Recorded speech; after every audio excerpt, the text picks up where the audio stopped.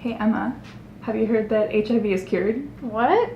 Yeah. They've been working on that for years and never thought they'd get anywhere.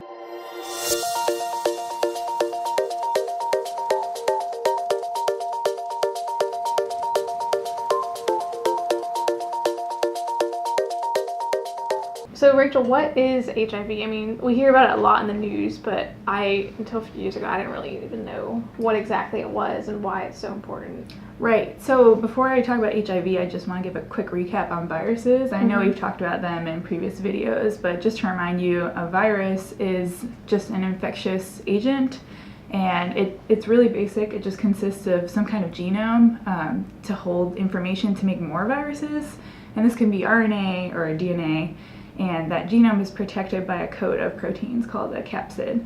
So it's just two basic parts. And HIV is a little different from your typical virus. It's what's called a retrovirus, which means that it not only can have its genome inside these protein coats, but actually it can take its genome and put it inside the host cell. So HIV is an RNA virus, so RNA isn't necessarily compatible with the DNA that's in our cells. So it has to use this enzyme called reverse transcriptase to convert the RNA back into DNA, which then it's able to kind of paste into our genome. So antiretroviral, as you may have heard about, is like the treatment that people use to treat AIDS currently. And all it does is that it targets this kind of life cycle of the virus. It'll target steps in the replication process, whether that be that reverse transcriptase enzyme, etc. So it kind of stops the virus from making more. But the problem is, since the virus can put its DNA into the host DNA, that we can't really get around. Once it's stuck its genome inside yours, we don't really have a good way to target those cells. So it's this latent or sleeping virus that has been a real problem in the field. Because if we were going to try and target the cells, we would have to destroy the host cells, basically. Right, and HIV actually specifically targets your immune cells, specifically these T cells, which are really critical for detecting foreign agents. So it would be bad if you knock out all of the T cells in your body. And that's why actually people that have HIV are much more prone to simple infections that we would easily be able to fight off because their T cells are compromised. So how do you tell if someone has HIV or not? Because if it's a sleeping virus, it might not present the symptoms for years. So the symptoms can be pretty mild early in life. It's about 10 years after infection that it starts to get really bad. And you can get, people talk about these purple sores on the inside of your mouth, and just getting sick a lot easier. Your body can bruise a lot easier. As far as if you start to present with these symptoms, the doctors will look for the presence of the virus. So they can do this in two ways. HIV is an RNA virus we brought up, so they will do tests to see if the viral RNA is present in your blood. And they can also do tests to look for the DNA to see if it's incorporated into your cells. So these are two ways that they test. So those latent or sleeping viruses are a lot harder to detect, because even if you have one cell that has that virus that's sleeping and not replicating and causing problems for your immune system, you're still technically infected. Yeah. So sometimes people do what's called a viral outgrowth assay, where they take a blood sample and they specifically isolate these T cells that HIV is known to infect. And when the virus is sleeping, it's in kind of inactive T cells that aren't scouting for agents necessarily. So scientists need to activate these T cells to get the virus replicating. So they take the T cells, they activate them, and then they just grow them for a couple weeks. And after that, after the virus becomes activated, then they can do these tests again. So whereas in a normal patient that has this latent or sleeping virus, they might not be able to detect the RNA or the DNA. If they do this assay and they specifically activate these cells, they're actually able to detect even very small amounts of the virus. So what's this new treatment you're talking about that's actually curing HIV in people? Yeah, so like I said earlier in the video, in the past people have just used these antiretrovirals, which actually do a pretty good job of keeping the virus in check. in the past, people have even been able to go off of them and be in remission for decades. But in this new cure, we'll talk about that later. So what happened with this patient was they had a type of cancer called Hodgkin's lymphoma, and because of this, they actually required a bone marrow transplant. So bone marrow has these stem cells from other patients, and if you're having a problem with your immune system like that, you need to replenish it with healthy cells from a donor. So the donor that they actually used had this particular mutation in a gene called CCR5, which we actually talked about in the CRISPR video.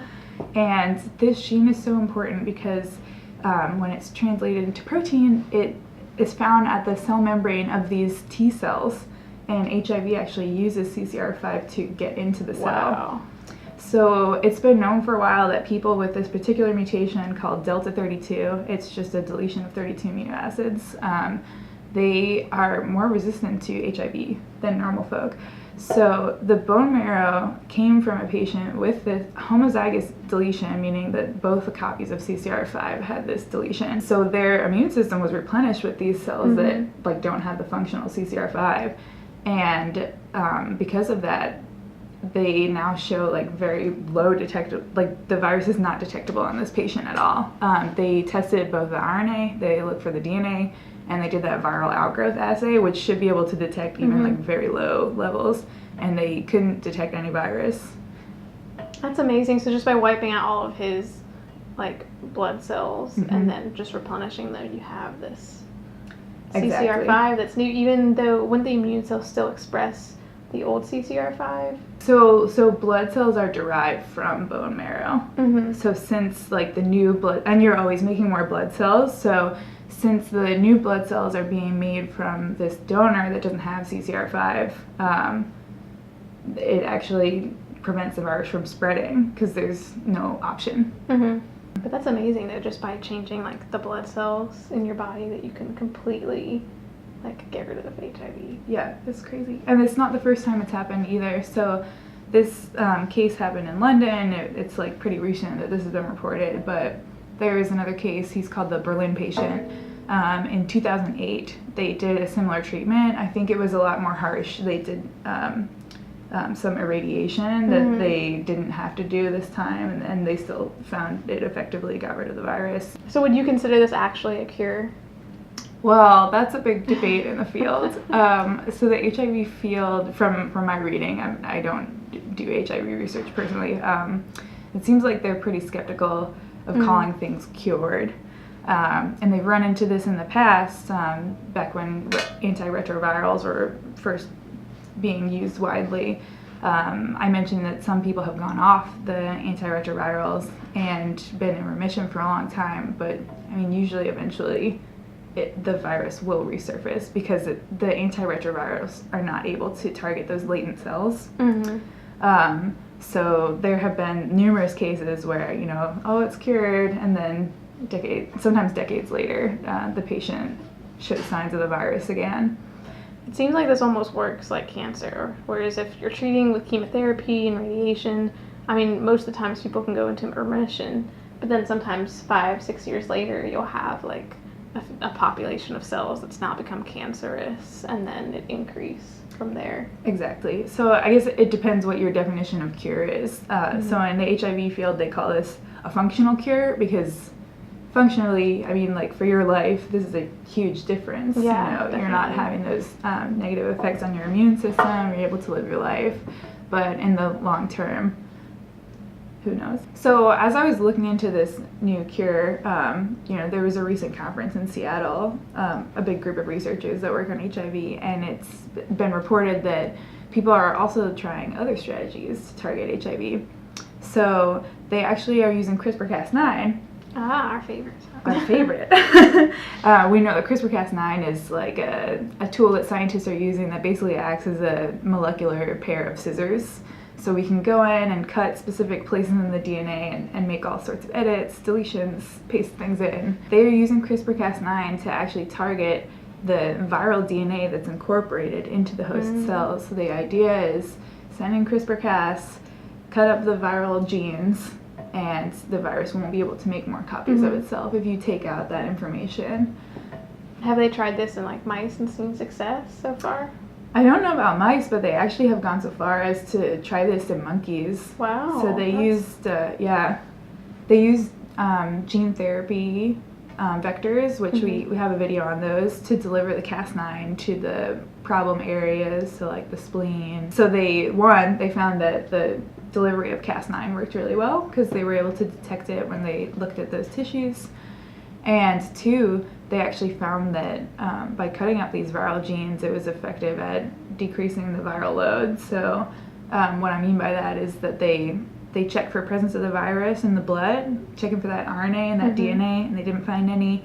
And they actually took blood from the infected monkey that was treated with the Cas9, and they tried to infect another monkey, and it was like the viral load was so low that they weren't able to infect the other monkey. Yeah.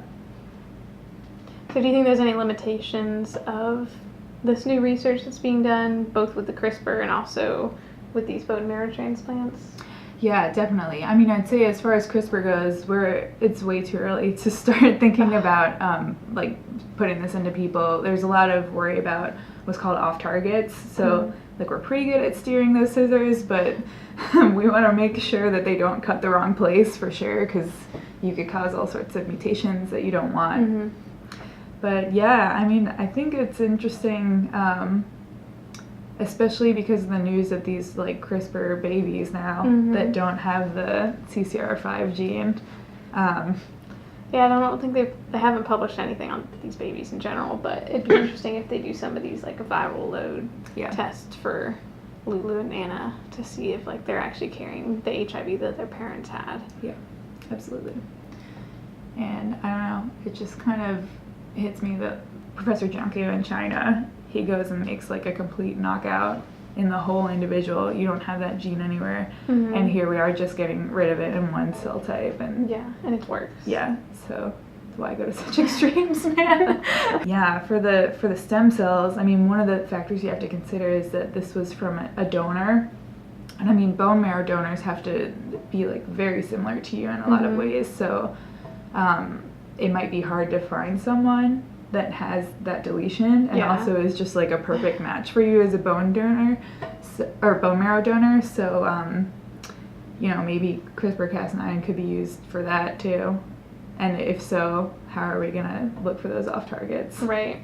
That's always the question. Yeah.